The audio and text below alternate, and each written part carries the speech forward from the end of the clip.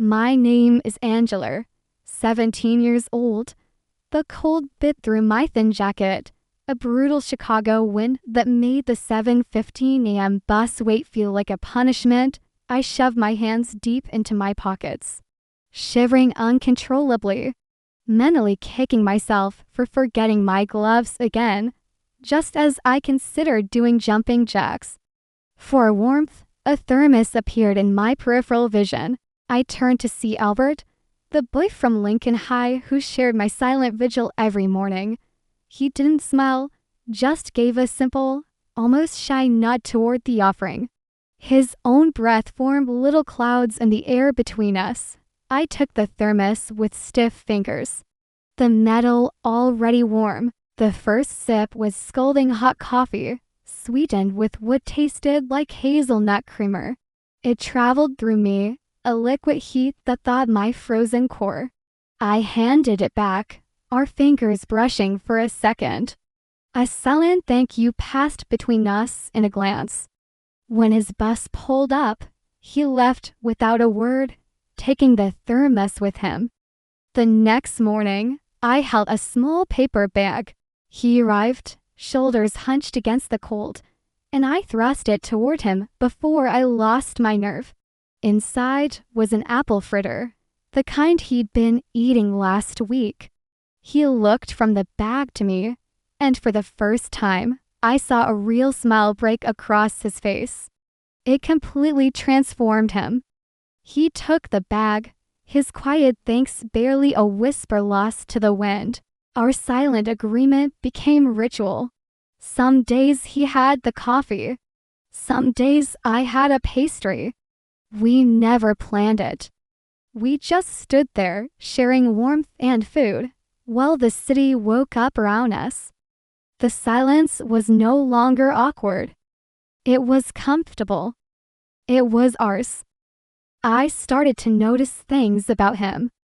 The way he always had a book in his backpack, the small chip in his front tooth, how he tapped his foot to music only he could hear. I began to wake up earlier, my stomach fluttering with an anticipation I didn't recognize. The bleak bus stop became my favorite place. I found myself watching for him, feeling a pang of disappointment on the rare days he wasn't there. The walk to school felt longer, lonelier, after our quiet morning exchange was over. One Wednesday, it was pouring rain. I was soaked the moment I left my house. I arrived at the stop looking like a drowned rat. He was already there, huddled under the small awning of a closed newsstand. He saw me, hesitated for a beat, then opened his oversized coat.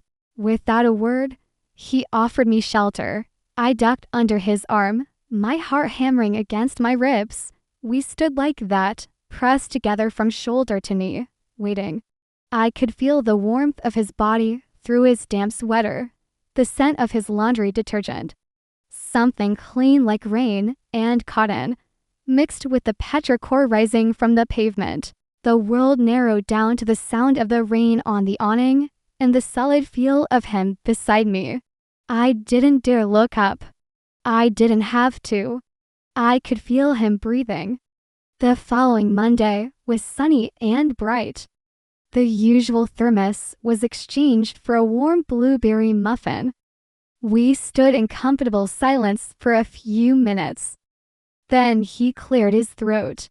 The sound was so foreign, so deliberate, that I immediately turned to look at him. He was staring straight ahead, a faint blush creeping up his neck. "My name is Albert," he said, his voice a little rough from disuse. He finally turned to face me, his eyes a startling shade of green in the morning light. He was waiting. The bus roared in the distance, but for the first time, I wished it would never come. I told him my name, the word feeling foreign and heavy in the air between us. The bus arrived with a hiss, breaking the moment. He got on his, I got on mine, but everything felt different. The silence had been broken, and now there was a new, terrifying space for things to go wrong. The next morning, he wasn't alone. A girl from his school was with him, laughing at something on her phone. She was pretty and loud, everything I was not. Albert offered me a small, apologetic shrug as he handed me the thermos. I took it, but the coffee tasted like ash. I spent the whole day sick with a jealousy I had no right to feel. Our thing had been special because it was just ours. Now it felt invaded. For 2 days, the girl was there. Our ritual felt hollow, broken. I stopped bringing pastries. He stopped meeting my eyes. The comfortable silence became a chasm of everything we weren't saying. I started leaving for the bus stop later, hoping to miss him, to end the awkwardness. It was easier to be cold alone than to feel this strange coldness next to him. On the 3rd day, I was late on purpose. I rounded the corner to the stop, my heart a stone in my chest, fully expecting to see them together. But he was alone. He was leaning against the newsstand, looking down the street for me, his hands shoved in his pockets. When he saw me, his posture straightened. He looked relieved. He didn't have coffee or a pastry. He just had a small, folded piece of paper. He held it out to me as I approached. "She's my lab partner," he said, the words coming out in a rush. "We had a project to finish before first period. That's all I miss this." His ears turned pink. I took the paper. It was a bus pass. On the back, he'd written a phone number. And below that, a single question: "Can I take you out for real coffee? On a Saturday, when we don't have anywhere else to be." The world went still. The rumble of the city faded.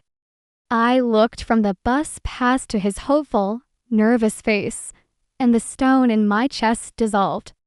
I nodded, a real smile finally breaking through my uncertainty. My bus roared up beside us, but for the first time, I let it go. I watched it pull away without me.